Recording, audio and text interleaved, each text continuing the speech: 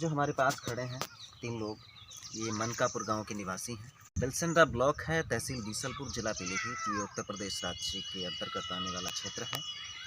और इनकी समस्या जो है कोटा निरस्तीकरण को लेकर है। और जो कोटा निरस्तीकरण का जो विषय है वो इसलिए आया है क्योंकि कोटेदार के द्वारा निरंतर घटतौली की जा रही है। इसी के संबंध में जो मशीन में जो रोल डाला जाता है, जो पर्ची निकल के आती है, तो वो रोल भी नहीं डाला जाता है, जिस कारण से जो उपभोक्ता हैं उनको नहीं पता चल पाता है कि हमको कितना राशन प्राप्त हुआ, कितना नहीं। और इसी के साथ राशन कार्ड जो बनवाए जा रहे हैं, वो जो पात्र लोग हैं उनके राशन कार्ड काट दिए जा रहे हैं, और जो अपात्र लोग हैं उनसे मोटी रकम को प्राप्त करते हुए उनके पुनः राशन कार्ड बनवाए जा रहे हैं, ऐसा इन लोगों के द्वारा आरोप लगाया गया है। और इन्होंने बीसलपुर एसडीएम को भी अवगत कराया है, और जिसमें करीब 8 शपथ पत्र लगाए गए हैं। और जो राज्य मंत्री हैं गन्ना चीनी मिल के संजय गंगवार जी, जो पीलीभीत सदर से विधायक हैं भारतीय जनता पार्टी से, उनके समक्ष भी इस विषय को रखा है। और इसी के साथ इन्होंने मुख्यमंत्री पोर्टल पर जन सुनवाई के माध्यम से अवगत कराया है, कई एप्लीकेशन के माध्यम से। और जो यहाँ के जो हल्का लेखपाल हैं, लेखपाल साहब का क्या नाम है? अरविंद कुमार। तो उनकी कार्यशैली किस तरीके से रही अभी तक? उन्होंने तो वहाँ जो जांच करके आए थे तो बोले कि कानून को साहब ने मुझे आदेश किया है जांच के लिए, मैं जांच करके ले जा रहा हूँ, उनके हवाले करूँगा ये जांच। अब देखो वो क्या करते हैं। अच्छा, मौके पर देखा जाके लाभार्थियों से मिले, जो पात्र लाभार्थी थे उनके राशन कार्ड निरस्त कर दिए गए। अच्छा, तो उन्होंने कोई जोर दबाव तो नहीं डाला शिकायतकर्ताओं का? जोर दबा जी मुझसे कहा था ऐसे मिल लो कोटेदार से। अच्छा, किसने कहा था? लेखपाल साहब जी। अच्छा, तो मिले नहीं मिले? नहीं, मैं नहीं मिलूँगा। मिल लेते फायदा हो जाता कुछ। अरे क्या करना है, इससे वजूद तोड़ होना है अपना। अच्छा, वजूद जो पीड़ित व्यक्ति हैं, जी जी जी, जो सरकार द्वारा उन्हें मुहैया मिलता है वो मिलना चाहिए बस। अच्छा, तो कितने लोग हैं शिकायतकर्ता? शिकायत करता 62 लोग। 62 लोग जी। अच्छा, तो धीरे धीरे संख्या और भी बढ़ रही होगी? जी जी जी। अच्छा, तो इसमें घटतौली जो विषय है, इसके अतिरिक्त और क्या क्या समस्याएं हो रही हैं? इसमें समस्या घटतौली भी है, गल्ला को पूरा ब्लैक कर लेना। अच्छा, और इसमें ये भी दर्शाया गया क्योंकि अंगूठे लगवा लेते हैं, लेकिन उसके बाद राशन नहीं दिया जाता है, गुमराह कर दिया जाता है। तो ये सत्य है या फिर? सत्य है। गेहूँ को वितरण नहीं करना। अच्छा, चावल खाली दे देना। अच्छा, अधिकांश चावल का वितरण करना। देखिए, चावल और गेहूँ दोनों आ रहे हैं, कभी गेहूँ नहीं आता है, लेकिन वो काफ़ी समय से गेहूँ नहीं दे रहा है। काफ़ी समय से गेहूँ नहीं दे रहा। अच्छा, तो एसडीएम साहब ने क्या आदेश किया था इस पर? एसडीएम साहब ने यही आदेश किया था, एक बार तहसीलदार को आदेश किया और एक बार नायब तहसीलदार साहब को आदेश किया। अच्छा, 2 बार आदेश कर चुके हैं। और कानून को साहब को भी किया था। कानून को साहब को भी किया था। अच्छा, उन्होंने क्या कुछ कहा कानून को साहब? उन्होंने कहा कि वो जांच करके सही जांच की जाएगी, लेकिन ऐसा अभी तक कुछ नहीं हुआ। और गांव में जाने के बाद में उन लोगों ने, जो पीड़ित लोग हैं, उनसे कुछ नहीं पूछा गया, और कोटेदार के वहां जाके उन्होंने ये सारा अपना कर लिया, और हम लोगों से कोई पूछताछ नहीं की। अच्छा, पीड़ित लोगों से कुछ भी नहीं पूछा। अच्छा, आपका शुभ नाम क्या है? नियाज मोहम्मद। नियाज मोहम्मद। अच्छा, आपके यहाँ से काफ़ी शपथ पत्र भी लगे हैं। हाँ, और उसमें ये भी बताया जा रहा है जो इसमें कोटेदार हैं, कोटेदार अपने फैमिली वालों को, वो अपात्र हैं उसके बावजूद भी जो पात्र लोगों के कार्ड निरस्त करके अपने परिवार के लोगों को पात्रता सूची में सम्मिलित कर दिया गया। जी जी जी, ऐसा किया गया है? हाँ, ऐसा ही है। और बाकी कुछ राशन कार्ड ऐसे भी हैं जिनकी एक महिला के नाम से है सायरा बानो, और उसमें जो पति दर्शाएगा चोखेलाल है। हाँ, वो इसने अभी थोड़े दिन पहले उसे सही कराया, सही करा दिया। हाँ, पहले से दिसंबर में कराया। हाँ, दिसंबर में कराया, इससे पहले वही नाम चल रहे थे। सायरा बानो है कौन? मुस्लिम है। वो है कौन कोटेदार? वो कोटेदार की माँ है, परिवार की है। अच्छा, कोटेदार की माँ है। जी जी। तो उनका राशन वो कोटेदार लेते रहे होंगे, माँ के नाम से फिंगर लगा के। जी जी, 5-7 साल से वही लाभ ले रहे हैं। जी जी। तो इसे आप देख सकते हैं हमारे कैमरे के माध्यम से भी और इनकी ज़ुबानी भी, जो किस तरीके से कोटेदारों के द्वारा राशन कार्ड के माध्यम से गड़बड़ी की जाती है। तो ये हमारे कैमरे के माध्यम से आप देख रहे हैं। तो इसके अतिरिक्त आपने कहीं शिकायत की निरस्तीकरण के लिए? हाँ, कई जगह की। एसडीएम साहब को की, एडीएम साहब को, इंस्पेक्टर साहब से की। अच्छा, लेकिन इंस्पेक्टर सप्लाई इंस्पेक्टर, हाँ, सप्लाई इंस्पेक्टर, वो तो नाराज हो गए और नाराज वो तो और अभद्र व्यवहार करते हैं। कोई भी पीड़ित जाता है, अभद्र व्यवहार करते हैं और दबाव बनाते हैं कि आप गलत वो कर रहे हैं, ये है वो है, ऐसे करके धमका के भगा देते हैं वहाँ से। धमका के भगा देते हैं। जी जी।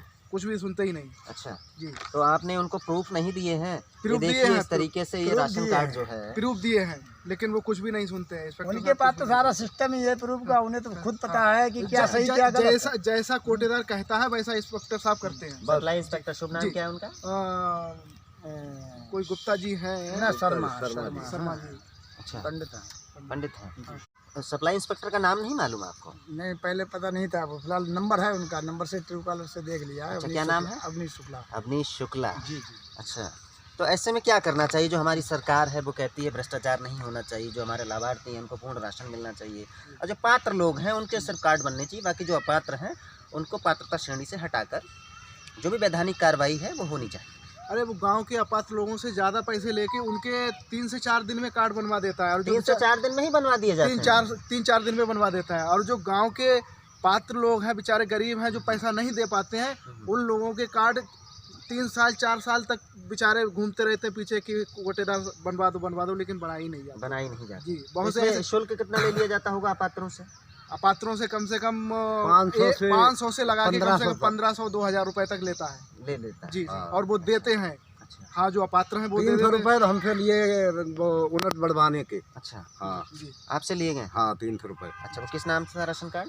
नाम न्याज मोहम्मद, न्याज मोहम्मद। करीसा बेगम। अच्छा, आपके जो ग्राम प्रधान है वो इस तरीके का जो कोटेदार की कार्यशैली है वो विरोध नहीं कर रहे हैं क्या? विरोध कर रहे हैं, लेकिन उनकी मान नहीं रहा है। अच्छा, हाँ, वो कह रहा है प्रधान ने कई बार कहा है, कई बार कहा जो है। पीड़ित व्यक्ति उनके पास गए हैं अपनी समस्या के लेकर के, तो प्रधान ने कोटेदार को बुलाया और कहा कि भाई इनको गल्ला क्यों नहीं दे रहे हो। अच्छा। तो उसका कहना है कि कोटेदार मैं हूँ, तुम थोड़ो हो। अच्छा, हाँ, मैं अपनी मनमानी मैं अपने हिसाब से चलाऊंगा। अच्छा, अरे कोटेदार हो भाई, जिम्मेदार ग्राम का प्रधान होता है, उसकी भी प्रधान जिम्मेदारी की बनती कोई है। बात नहीं मानता। अगर ग्रामीणों के साथ अत्याचार प्रधान हो रहा है तो सीधे और उनका भले पक्ष है। ईमानदार व्यक्ति हैं। ईमानदार व्यक्ति हैं। हाँ, अच्छा, और उन्हें कई मेरी बार समस्या बुलाकर को लेके- कहा। मेरी समस्या को लेके प्रधान जी इंस्पेक्टर साहब के पास गए भी थे, लेकिन उन्होंने इंस्पेक्टर साहब ने कह दिया कि आप यहाँ कोटे के मामले में कोई भी आपकी नहीं चलेगी, आप ब्लॉक के स्तर के हो और आप अपने ब्लॉक का काम देखें, यहाँ आपकी नहीं वो आपकी आप ये यानी समस्या- कोटे के विषय में आप हाँ, हस्तक्षेप नहीं कर नहीं सकते। कर कई बार उन्होंने अच्छा। यही कह के अच्छा, वहाँ इसमें कहीं जो आपने तमाम एप्लीकेशन आप लोगों ने साझा की हैं जिम्मेदार अधिकारियों को, उसमें कहीं ग्राम प्रधान ने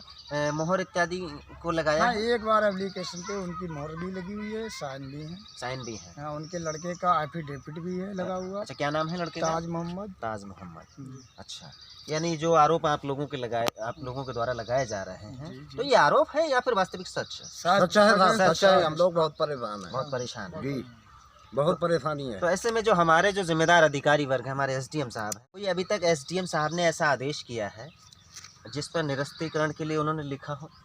हाँ, आदेश उन्होंने किया है, वो तहसीलदार के साहब के पास है आदेश।